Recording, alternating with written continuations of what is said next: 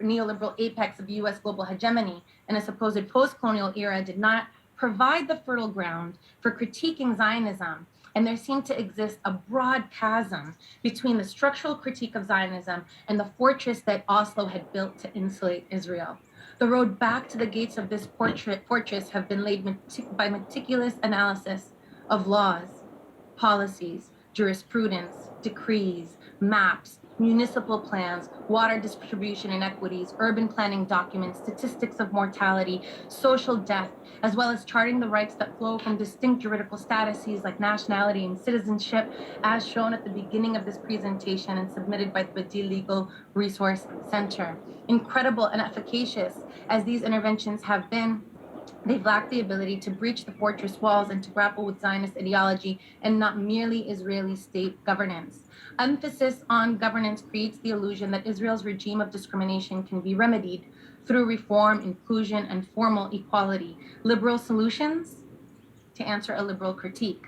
But Palestinian critics have insisted and continue to insist that they do not simply seek to democratize the settler colony, but to decolonize it through an explicit disruption of Zionist claims and Zionist prerogatives. Legal analyses in the post-Oslo era have by definition been limited in how far they can go here. They have, however, carved open the space for newer generations of Palestinian thinkers and organic intellectuals to make a form of an analytic renewal and return to the radical and unapologetic Palestinian tradition of anti-racist language of the 1960s and 70s, re-emphasizing Zionism as a settler colonial structure with a racial logic expressed through apartheid laws and institutions. These analyses have centered settler colonialism as a structure and indigenous resurgence as a site of study and a mode of resistance. So this would be obviously another book and certainly an entirely other lecture. I just want to show that I've mapped out what I term between the two intifadas, the collapse of the Oslo process, which I claim collapsed at the collapse of the Camp David talks in 2000, and then the siege of Yasser Arafat, and the Al-Aqsa Intifada, or what's known as the Al-Aqsa Intifada, the second Palestinian Intifada that lasted in 2005. That marked the end of I think, the end of the peace process.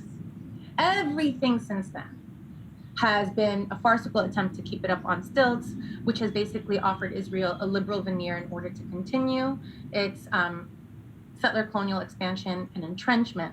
But notice that what happens in between is the steady and incremental scaffolding that leads us to the present, specifically the Intifada of Unity, which we see the apex of in May 2021, beginning at the flashpoint of Sheikh Jarrah, but spreading throughout all Palestinian geographies in the region as well as in the diaspora. In the course of this, 16 years or 21 years, however you map it, I map out 4 phenomena that I think are the most significant in changing the discourse of breaching Oslo's fortress walls so that we're able to critique Zionism, which brings us to 2021 and Palestinians themselves squarely critiquing Zionism, providing that theory yet again as activist proxies, as an intellectual practice, here where we see that Palestinians in Sheikh Jarrah, in the rest of Nablus, in Beta, in Al-Khalil, in Al-Lid, in Al-Nasr, in Al-Naqab, in Gaza, in the diaspora, are telling us one thing, which is that our condition of subjugation is a singular condition, despite the violent geographical and juridical demarcations, and that this is a matter of overcoming Zionism rather than overcoming what become this disaggregated conflicts meant to mute and permanently subjugate Palestinians. And as Palestinians say, or as the manifesto says, long live a united Palestine, long live the Intifada of Unity. Which brings us now to the close of my talk. And just a couple of points here. I'm going to stop share. Can I stop share? I just want to stop share. I've stopped share, but I'm still here. Okay. So which brings us, I just want to end by highlighting a couple of things. So I want to emphasize that I don't think the controversy is whether or not there's apartheid. There is apartheid, right? There's controversy amongst the camp who agree that there's apartheid of whether or not the issue is governance or ideological, and hence the chasm I mapped out between the Palestinian intellectual tradition or a decolonial tradition and a liberal tradition that wants to resolve this through equality or juridical frameworks. There is another issue, which is what are we doing with the race question? The race question remains quite open and controversial, very unresolved. Just pointing to the B'Tselem report that was released in 2021. B'Tselem, the Israeli human rights organization that also concluded that Israel oversees an apartheid regime for the sake of Jewish supremacy, was clear to distinguish that it wasn't racist. It said in its report that Israel that unlike South Africa, where quote the division was based on race and skin color, in Israel it's based on nationality and ethnicity, thereby insisting that nationality and ethnicity are not forms of racism. So they conclude that there's an apartheid without racism. So it still leaves open to question, how are we to deal with the racist question, with the question of race, which remains, something that scholars and activists are pointing to. There are many ways to answer this question. I attempt to deal with it. Lana Tautour, obviously, Shireen Say Ali, Rana Barakat, a number of other scholars, Noor Juda and her work, Tariq Radi, a number of other scholars, Nadia Abul Hajj, who have been doing this work and continue to do this work, Elia Zurek, Raif Zurek. So the work is there, and it's continuing to be grappled and now actually accentuated because of Black uprising and what we can think about in terms of, what does anti-Blackness have to do with these forms of racism as well within Palestinian society. The other outstanding question is, what do legal strategies have to do with it? And here, I'll just end that whatever legal strategies we pursue will be limited. They will be tactical and they will be limited. What we've seen at the ICC so far is not a lot of promise. This has a lot to do with the shortcomings of international criminal law altogether. It has to do with the fact that there has been no submission, even by Palestinian advocates, in any of the Palestinian petitions that Israel oversees a singular apartheid regimes. It has been charged with apartheid, but only within the Palestinian territories and not across all of the territories. So there's a limitation in that respect. There's a hesitance within the Palestinian legal advocacy community in that regard. And there's a tremendous risk. It's understandable why. This is going to be a very political movement forward. Even getting the ICC to acknowledge that Palestine has jurisdiction to submit a petition took decades of advocacy, right? And to overcome ongoing efforts, right, that have included the Trump administration threatening the prosecutor, that withdrawing of funds. It seems to be the ICC will be between a rock and a hard place because of its politicized nature, but this is just as much an implication of, a damnation of international criminal law as it is of the structure of the International Criminal Court, which I just want to highlight, irrespective, we should continue to think about merely as a tactic and one site of this battle.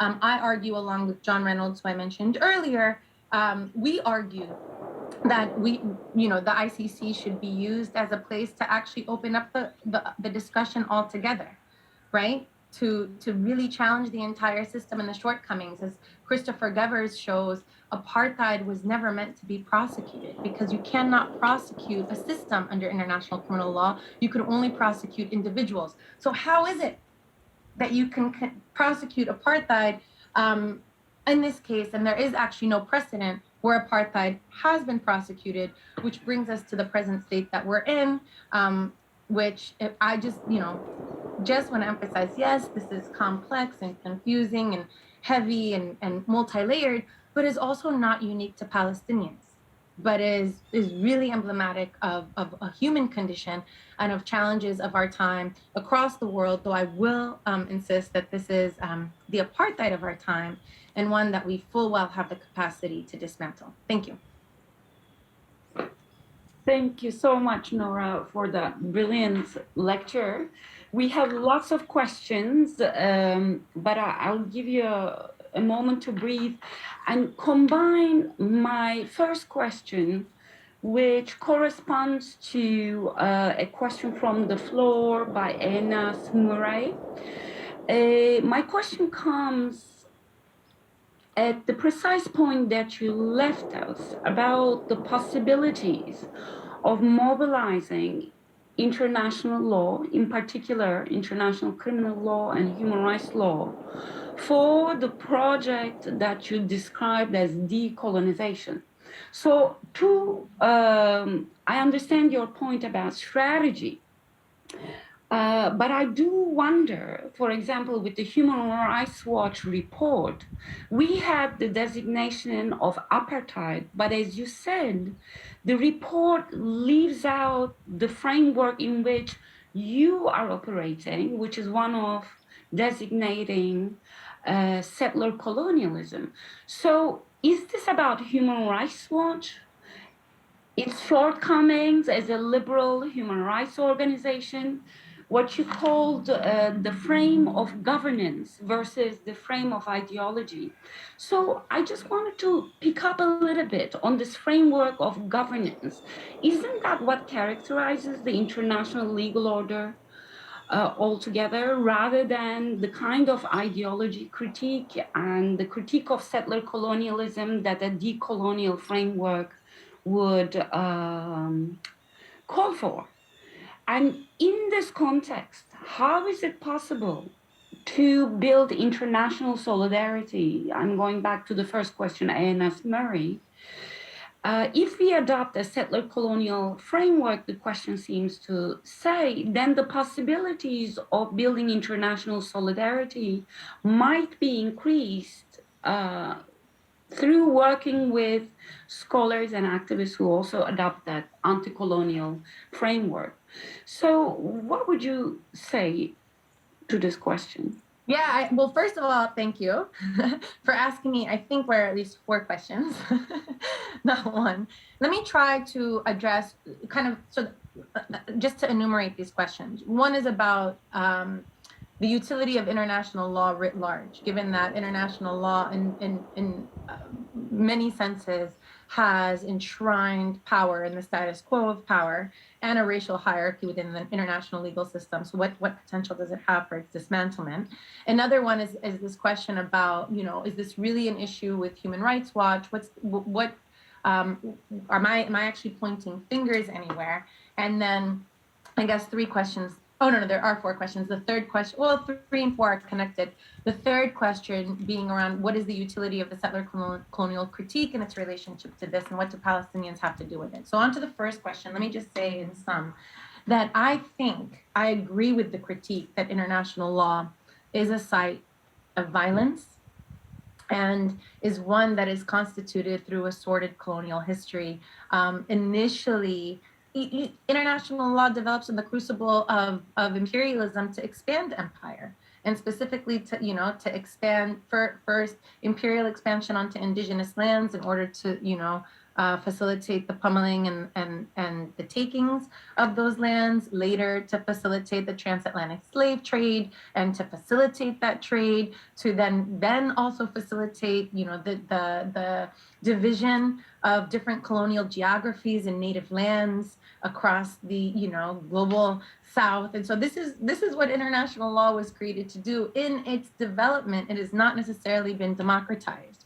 We see that both is in its structure, the structure which maintains power very explicitly, I think, and most vividly in the UN Security Council, in the concentration of some sort of coercive authority amongst the five UN veto holding members in the Security Council, the permanent members, but also in some sort of content that we can see, looking very, I'm thinking about the Rome Statute, as it's been, taken apart by scholars like Kamari Maxine Clark, who shows us that even in the Rome Statute, the crimes, the core crimes that can be prosecuted are all crimes that would absolve colonial powers and slave economies from any kind of accountability through temporal jurisdiction, and otherwise, right? But also, I want to say that in content has changed over time, as we've seen,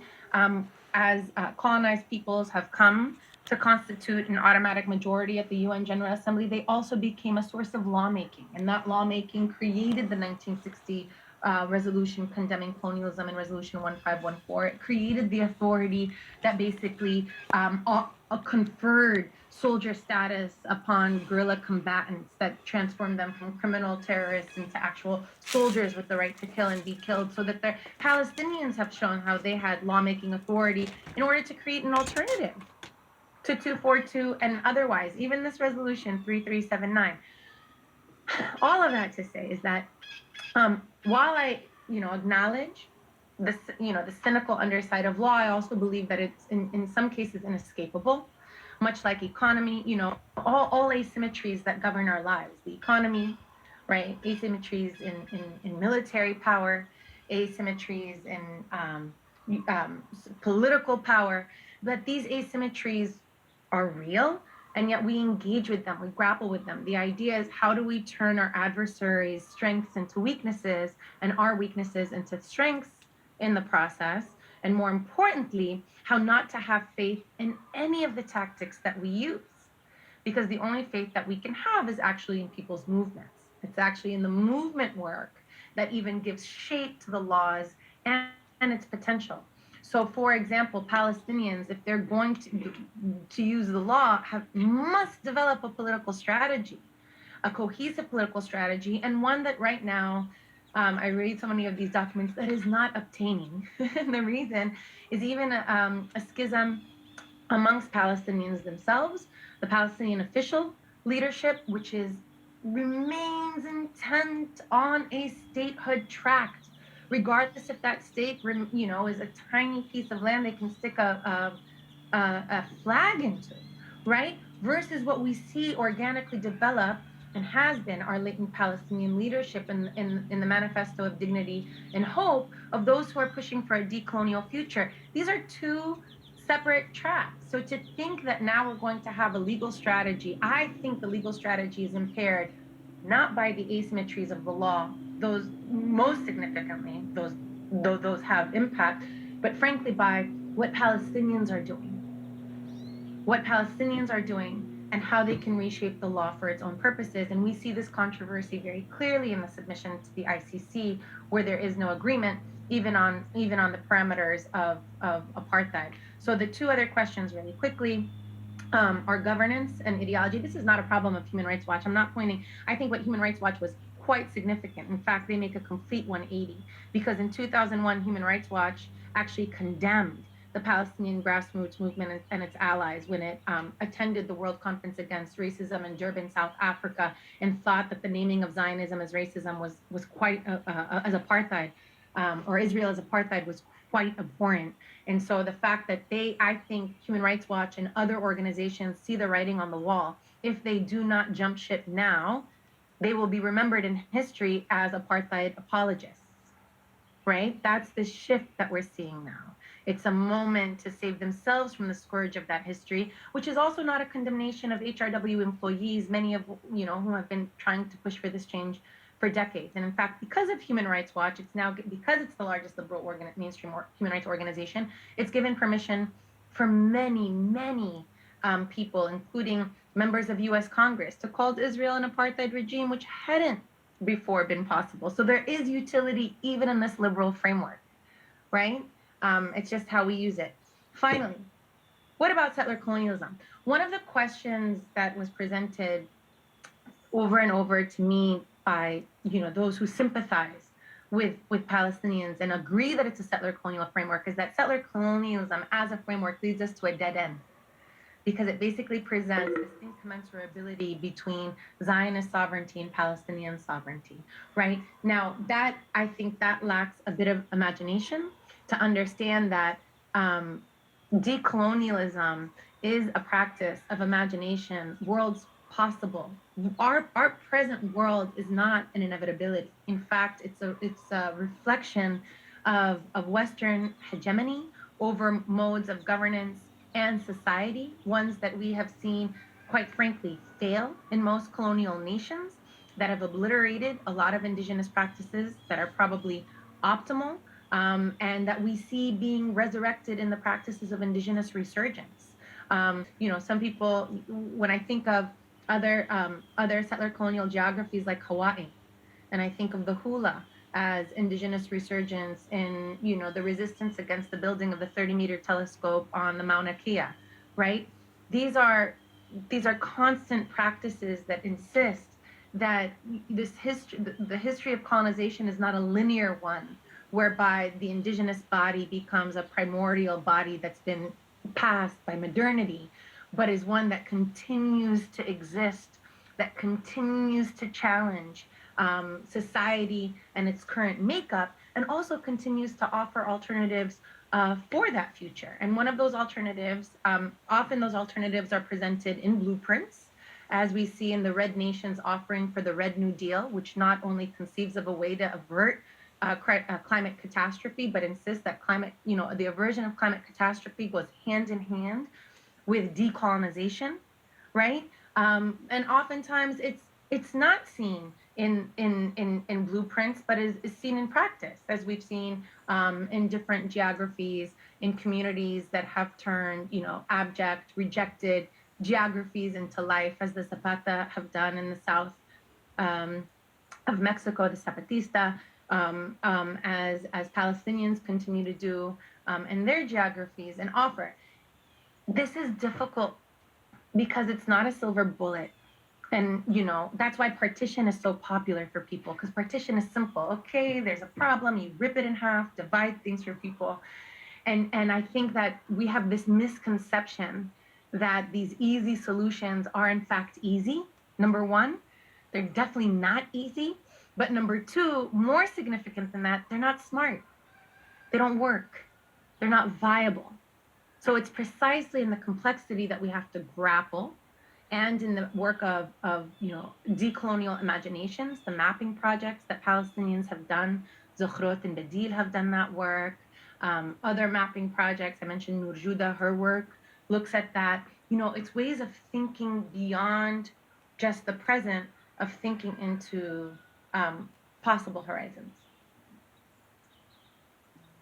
Thank you so much, Nora, for that detailed response. I have a question here from Dr. Claire Moon of LSE Human Rights. She's asking, could you say a little about anti-post-Zionist Jewish thought to show something of how the critique of Zionism comes both from within Jewish communities as well as Palestinian ones? So that's question one. And I had another question here. I'm scrolling down at the same time about the PA. This is from Saif Abdin. This person is asking, can the PA's pursuit of recognition for the state of Palestine as it exists at law in the West Bank and Gaza Strip be seen as legitimization of Bandustans? Is it wrong for Palestinian advocates to support international recognition of the state of Palestine?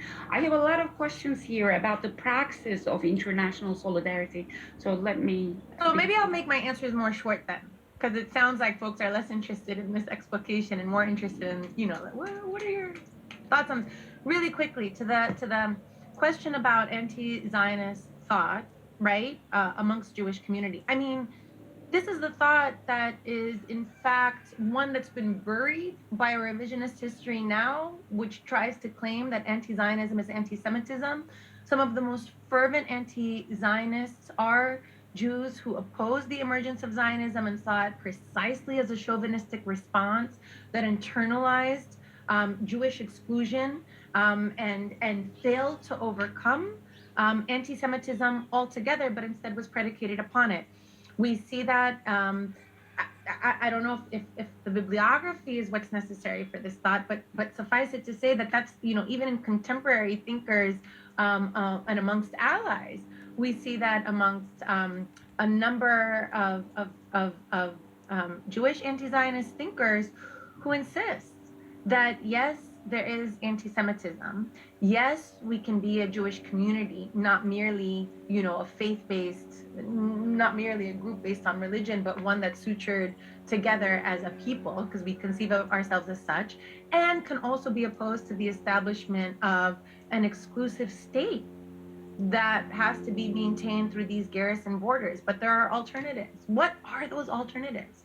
Why are we impeded from considering them? Think of even the Bundist movement that wanted us to consider, the alternative to the proper response to Nazism is actually a class-based response that sought to create class-based solidarity in order to overcome nationalism.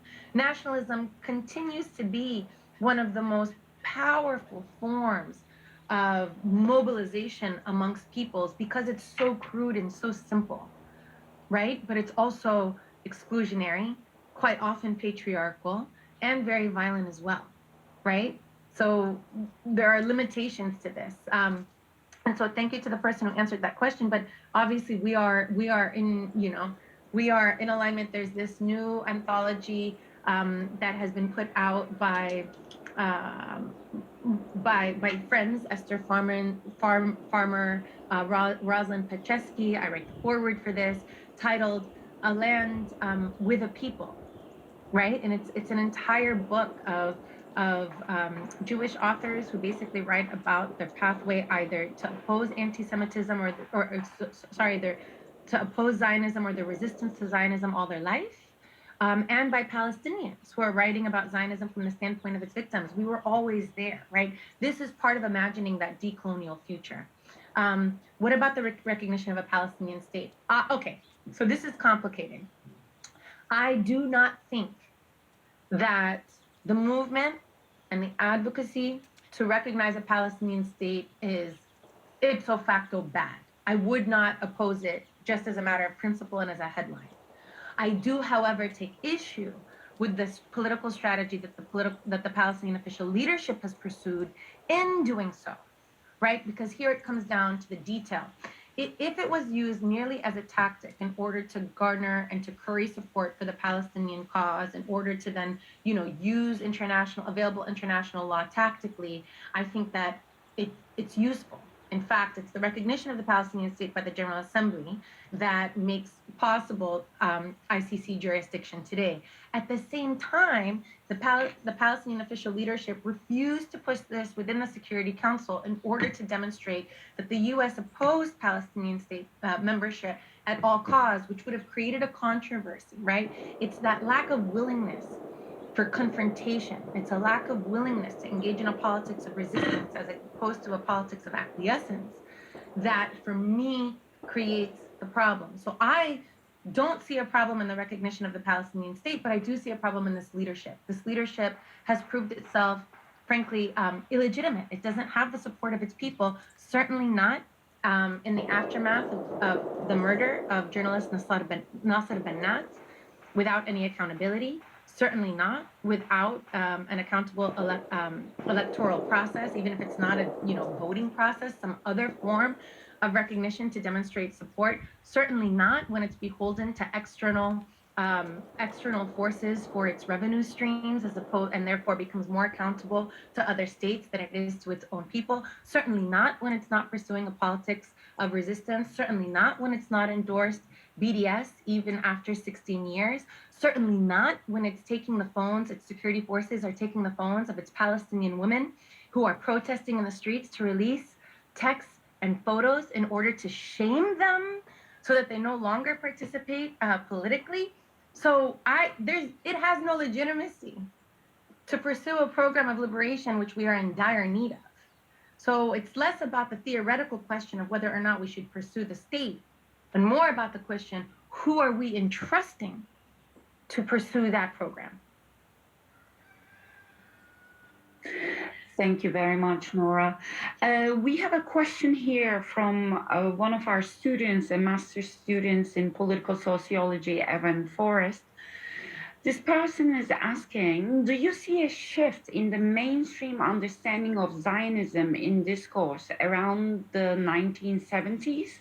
going from anti-imperialism to domestic discrimination as being in conjunction with the changing character of the Palestinian movement, or are there other factors? Why did this change happen, in other words, from anti-imperialism to discrimination? What a great question. Thank you so much for that. So the short answer is that racism, one, anti-imperialism, even as a framework, has seemed to become a bit anachronistic in the present. We don't see imperialism in the way that it was vividly on display in the 1970s, manifested in explicit Western hegemony and domination, right? At that point, there are national armed liberation movements who are fighting to end colonial domination and who see the establishment of self-determination in the form of national independence as the predicate element in order to then launch a broader and more ambitious project against Western imperialism. I would recommend Edom Getachu's work on the rise and fall of self-determination in this regard. This is basically a dream interrupted and unrealized. But imperialism is alive and well. And we see it, I think, manifest locally. I think that would be the place that we should search for it, to identify it, to understand it. So one side of it is to think about the militarization of law enforcement, right? How is it that U.S. police have become increasingly adapted to either military equipment or military tactics in the policing of local populations that are suited for enemy populations, right? So what does that tell us about state violence? What does that tell us about the circulation of carceral and military technologies? What does that tell us about the racialization of domestic populations that subjects them as external populations and even lends itself to a colonial framework, right? And so but that is lost. That is lost in a world where the U.S. has risen as in a unipolar world as the most powerful military and economic force in the world, though not for long. Well, empires fall and will fade, and so what then? But what is so that's one piece of it. The fact that it's not as vivid. The other piece of it, however, this idea. What about this domestication? The domestication was also always on the table. The threat of racism as being as being seen as an international issue, and the desire to domesticate it was immediate upon even the birthing of the Apartheid Convention, which did not, the internationalization, even recognizing white supremacy as an international concept, right, is one that gets buried in the domesticated framework. So now it's not a problem of global white supremacy, but it becomes a problem of these different regimes. And so I think that these projects have happened in tandem in a way that obscures how racism is actually inflected in international law and inflected in international governance as well. It's the way that we've seen it, right, and we've taken issue with it in present, I think, is a result of both movement work, tremendous movement work, right? We see that movement work in transnational solidarity, Black Palestine transnational solidarity, Palestinian indigenous transnational solidarity. Certain Black uprising in general has created for us and put before us, the mandate to continue to grapple with racism, right? Even after its de jure dismantlement. So that's one piece. But the other piece is, frankly, the failure of the liberal approach to democratization, right?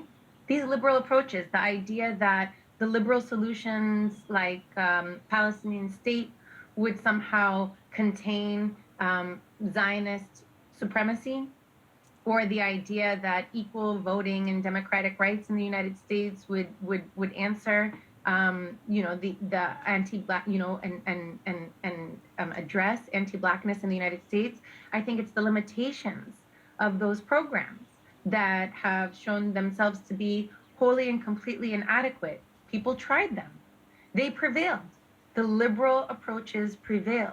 And we've seen the limits of those liberal approaches. I think we saw it the most vividly in 2014, when, during the tenure of a Black president in the United States, we see the occupation of Ferguson, right, and the containment of mass protests using military tactics, curfew, tanks, um, um, checkpoints in Ferguson, and at the same time that the Palestinian state, the apex of it is basically the circumscription of Gaza through electric, militarized borders where they just become policed and contained better.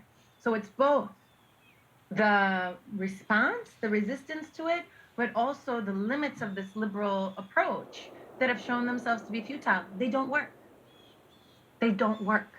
And so now we're at a place where we, I think, have to grapple with racism, um, racism as a colonial structure, at least as a co-constitutive structure of colonialism that continues to shape our lives. Thank you, Nora. I think we have time for one more question. You could use this question as a board, I suppose. It's quite suggestive and broad. Sarah Ruler from University of Saigon, Germany asks, why do you think is that the international community often blacks out Palestinians as a people and as civilians and only focuses on Hamas as a terrorist group versus the state of Israel?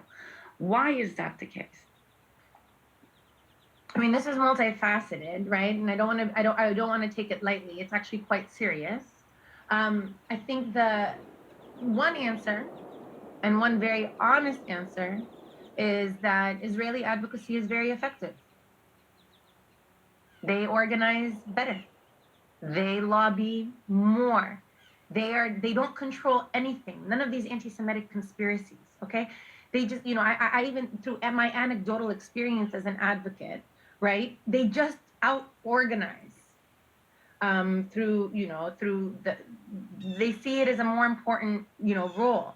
Look at its diplomatic corps, what it does, the advocacy, the fact that the Palestinian diplomatic corps in the midst of the May uprising, when we saw for the first time a vivid sea change, right, didn't immediately push for sanctions upon Israel. And every place that Palestinians have a diplomat speaks so loudly, right, to the inefficacy of Palestinian advocacy and the counterpart, the distinction to Israeli advocacy, or the fact that at this point we are not, in terms of Palestinian advocacy, not overturning our entire diplomatic corps in order to appoint our youngest, our brightest, our most energetic, our most articulate, our most visionary, the organizers, to then replace an outdated, diplomatic corps, with all due respect to their previous service, speaks so loudly, right? This is just a matter of effort.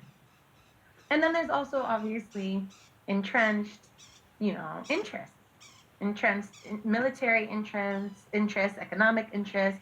There's investment in Israel as not just a high-tech hub, but in Israel as the place to experiment new laws of war on Palestinians, new weapons of war, new technologies of war. This is an entire industry, one that's quite expansive, and that you have a lot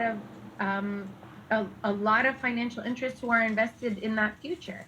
Then you have an entrenched discourse around Palestine that just makes it more acceptable to be anti-Palestinian. We are in an era where somebody, if we were in an audience, can, throw things at me and call me a terrorist and accuse my, my biological body of being, a way to procreate more terrorists. I mean, gendered, racial violence, what have you, right? No one would be held to account. It remains acceptable until we make it unacceptable, right? And to make it unacceptable is also that ongoing and continuous protest. And I think that we have seen significant change. The possibility of this lecture is one indication of it. Thank you, Nora. Thank you for a brilliant talk, for your courage, for speaking truth, and for overall brilliance and commitment to the Palestinian liberation movement. So with that, I end the broadcast here, and you'll find the link on YouTube soon. Thank you very much to the audience members. Thank you to everyone who raised a question, and thank you, Nora. Bye-bye. Thank you for having me.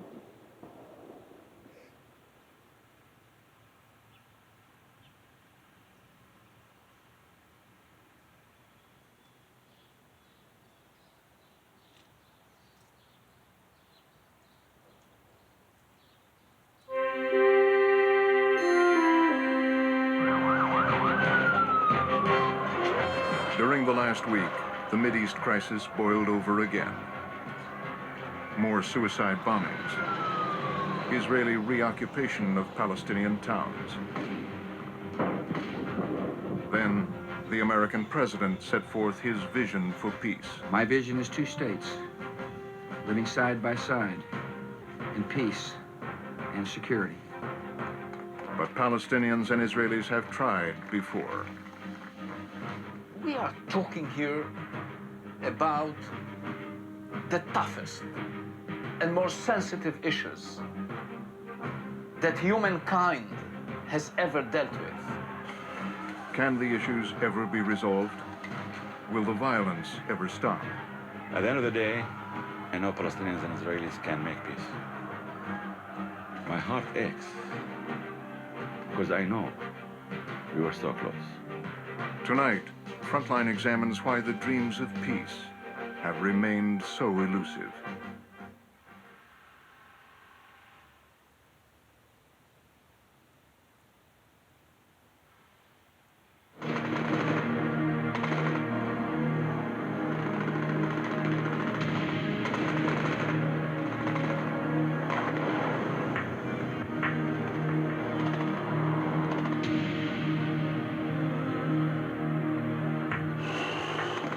Spring 2002. The cycle of violence between Israelis and Palestinians is spiraling out of control. Hundreds are killed on both sides. For several weeks, it is war.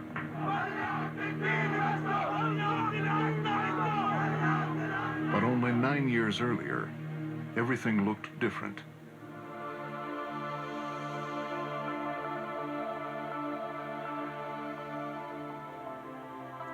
In 1993, the Oslo Peace Accords were signed on the White House lawn. Ladies and gentlemen, the time for peace has come.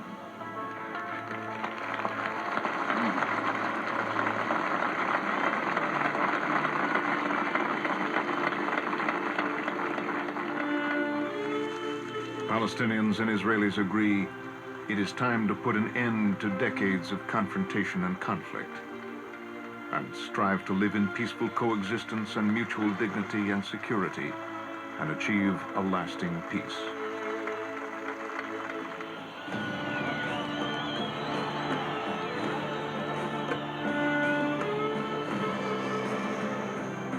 Soon, Israel begins its withdrawal as promised.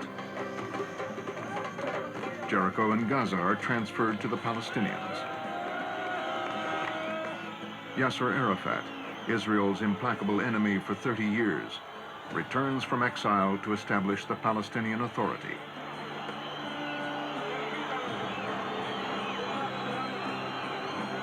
The parties had agreed that the core issues, permanent borders, settlements, Palestinian refugees, and Jerusalem, would be addressed later.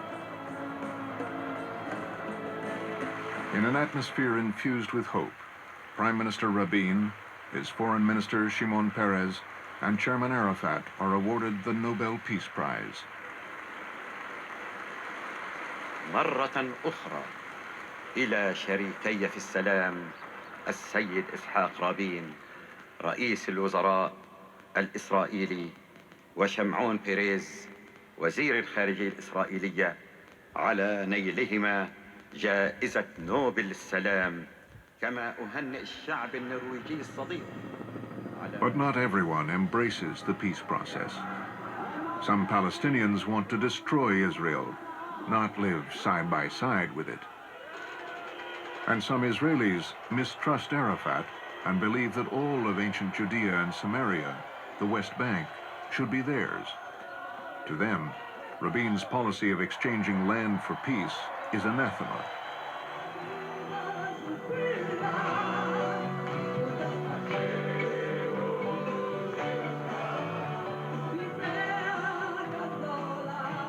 Then on November 4th, 1995, following a peace rally in Tel Aviv, Prime Minister Rabin is assassinated by a Jewish extremist.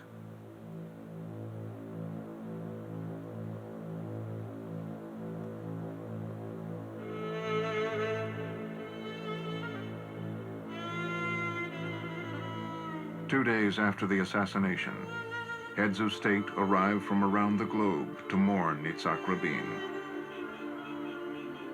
They come to pay tribute to the man who as a general had once conquered Jerusalem and the West Bank, and later as a statesman had chosen the path of peace. For most Arab leaders, this is the first time they have ever set foot in Israel.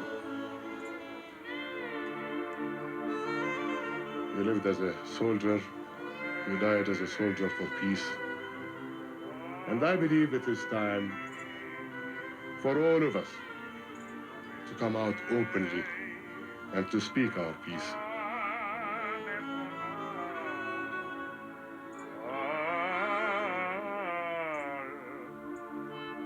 Today, my fellow citizens of the world, I ask all of you to take a good, hard look at this picture. Look at the leaders from all over the Middle East and around the world who have journeyed here today for Yitzhak Rabin and for peace. Let me say to the people of Israel, even in your hour of darkness, his spirit lives on. Your prime minister was a martyr for peace, but he was a victim of hate. Yasser Arafat, Rabin's partner in peace, does not attend the funeral for security reasons and watches from his home in Gaza. It was very, very difficult and painful for me personally. But the